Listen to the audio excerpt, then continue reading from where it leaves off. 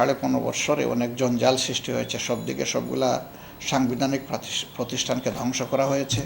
রাষ্ট্রের যে বাহিনীগুলা রাষ্ট্রকে সার্ভ করবে, সেনাবাহিনীর কথা আমি বলছি না, এর বাইরে যেগুলো আছে অভ্যন্তরীণ শান্তি শৃঙ্খলার জন্যে, সেই সবগুলাকে দলীয়করণ চরমভাবে করা হয়েছে, যার কুফল 15 বছর এই জাতি ভোগ করেছে।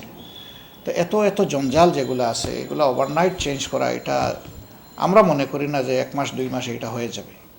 তাছাড়া এগুলা না করে দেশকে একটা স্থিতিশীল অবস্থায় না এনে নির্বাচনের পরিবেশ সৃষ্টি না করে যদি নির্বাচন হুট করে দিয়ে দেওয়া হয়, সেই নির্বাচন জাতির জন্য আরেকটা বিপর্যয় তো ডেকে আনতে পারে। আমরা বলছি যে না, এই সময়টা হতে হবে যৌক্তিক। এটা 3 মাসও নয়, এটা 3 বছরও নয়। এর জন্য মিনিমাম যে সময়টুকু লাগে এই সরকারকে সেই সময়টুকু দেওয়া উচিত।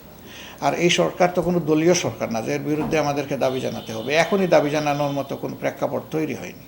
এটি একটা জনবিপ্লবের মাধ্যমে জনগণের প্রত্যাশিত এবং জনগণের দ্বারা বলতে পারেন যে সিলেক্টেড একটা সরকার।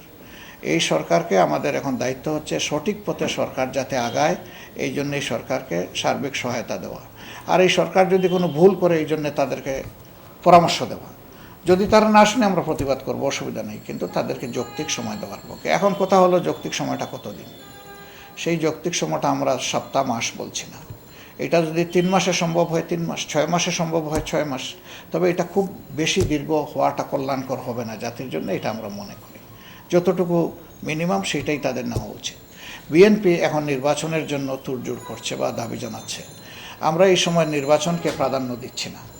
এই সময় জাতির বর্তমান যে ক্রাইসিসগুলা, রক্তের যে দাগগুলা, আহত মানুষগুলা, ক্ষত শহীদ পরিবারগুলা, এর সাথে সাথে ইদানিং বন্যা বিভিন্ন 12টা জেলায় দেখা দিয়েছে।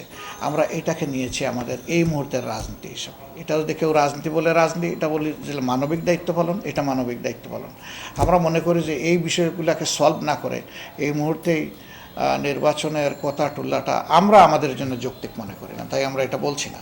আমরা এখন মানুষের এই বিষয়গুলো সলভ করার জন্য যতটুকু আল্লাহ আমাদেরকে সামর্থ্য দিয়েছেন সেই আলোকে আমরা চেষ্টা করছি।